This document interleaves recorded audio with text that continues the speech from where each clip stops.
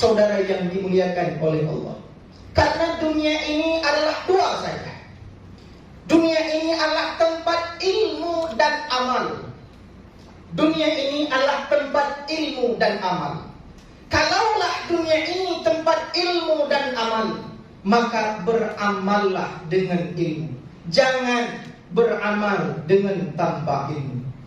Sebagaimana terdapat di dalam kitab I'anatul Talibin juzuk 1 halaman 14.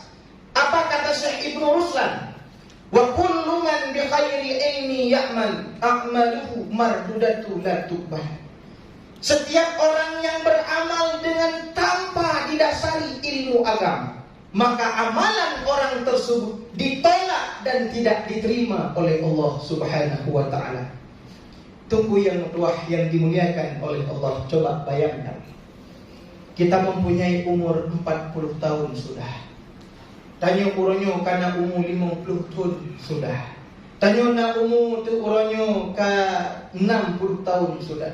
Selama 50 tahun, selama 40 tahun, selama 60 tahun amalan kita tidak diterima oleh Allah Subhanahu wa taala, maka sungguh sangat disayangkan. Kenapa? Karena beramal dengan tanpa ilmu. Maka daripada ini, saudara-saudara sekalian, saya mengajak tuan-tuan sekalian untuk selalu hadir di majelis-majelis ilmu agama, untuk selalu belajar ilmu agama. Kenapa? Karena kata Nabi, bil ilmi hayatul Islam. Dengan ilmu agama, maka agama akan hidup.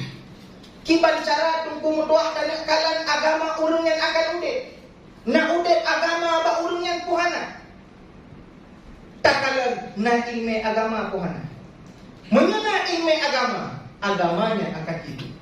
Menyana ilmu agama, maka agamanya hanya bak KTP tulisan Islam. Maka daripada itu, saudara-saudara sekalian, jangan pernah meninggalkan majelis ilmu. Ada suatu kisah yang disampaikan oleh Sa'id